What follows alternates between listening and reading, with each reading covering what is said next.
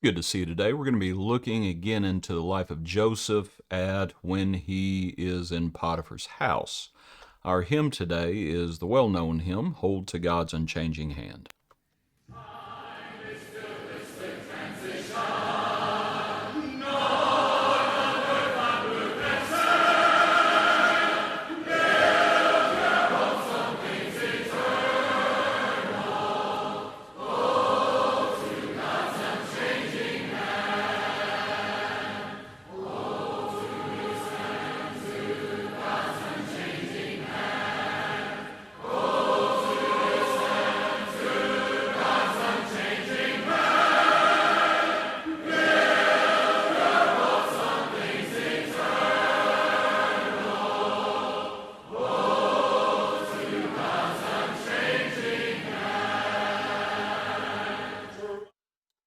Okay, let's look at our passage now.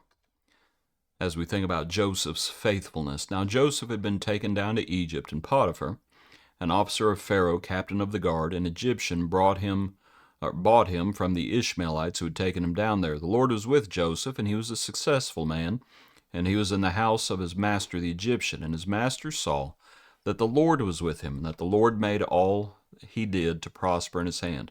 So Joseph found favor in his sight and served him. Then he made him overseer of his house, and all that he had he put under his authority. So it was from that time that he had made him overseer of his house, and all that he had, that the Lord blessed the Egyptian's house. Verse 6 talks about how Joseph was handsome in form and appearance. Verse 7, we have Potiphar's wife. It came to pass after these things that his master's wife cast longing eyes on Joseph, and she said, "Lie with me."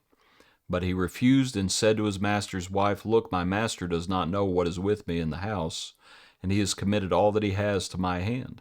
There is no one greater in this house than I, nor has he kept back anything from me but you, because you are his wife. Now how can I do this great wickedness and sin against God?" So it was, when she spoke to Joseph day by day, that he did not heed her, to lie with her, or to be with her. But it happened about this time, when Joseph went into the house to do his work, none of the men of the house was inside. She caught him by his garment, saying, "Lie with me." But he left his garment in her hand, and fled and ran outside. So when she saw that he had left his garment in her hand and fled outside, she called the men of her house and spoke to them, saying, "See, he's brought to us a Hebrew to mock us. He came in to lie with me." And I cried out with a loud voice, basically accusing Joseph of attempted rape. So she kept his garment with her until his master came home. She spoke to him with words like these, saying, "The Hebrew did all this." And so Joseph's master took him and put him into prison, a place where the king's prisoners were confined. And that's how Joseph ends up in prison. Okay, just some of the simple points I'd like to make today. In thinking about how temptation works and how the devil works. So it came to pass after these things, Potiphar's wife cast longing eyes on Joseph and said, "Lie with me." And that's the first time. And that is one time. And he's handsome. He's a good-looking fella. He's young.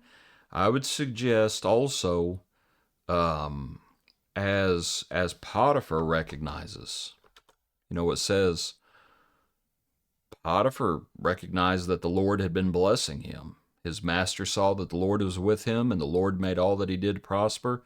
And it's like this guy's star is rising.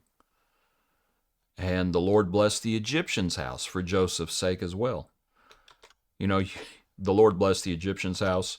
What do you think happened to the Egyptian's house after Joseph was chucked into prison? Do you think the Lord kept blessing Potiphar's house? Probably not.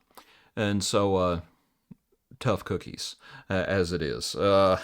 It's like you lie about Joseph, well, then you just cut your own throat. Now your house isn't going to be blessed. Might think about that idea. Kind of reminds me of Abraham, just as I said that. "I will bless those who bless you, and I will curse those who curse you." And so when Potiphar Potiphar's wife curses him. They find themselves cursed, but it starts just one time. But it doesn't stay just one time. Verse 10, she spoke to Joseph day by day. And so now it's multiple times. And see, you would like to think that, oh, you resist the devil and he'll flee from you right from the get-go. No, that's not really how it works. Yes, the devil will flee from you, but the devil doesn't give up quite that easily. Even with the Lord, he tempted him 3 times. And so you might think about Joseph's temptations here and how many times Joseph was tempted. And this trial happens 3 times. It's the first time, and then it's day by day, and then it's at an opportune time. See, here she keeps wanting to be with him, and so she just says it flat out, verse 7. And then day by day she's pestering him, but he doesn't heed her. And then she waits until an opportune time when none of the men are in the house. And then she tries to grab a hold of him, saying, "Lie with me." And that's when he takes off and runs outside, leaving his garment in her hand. The hymn was, "Hold to God's unchanging hand." And that's what you got to do. Because the devil, he'll try it once, he'll try it multiple times, and then he'll look for an opportune time, and he'll give it another shot. And you better get out of there. Hold to the Lord's unchanging hand. Appreciate you. Hope you have a good day. Join us tomorrow for another portion of our Daily Praise.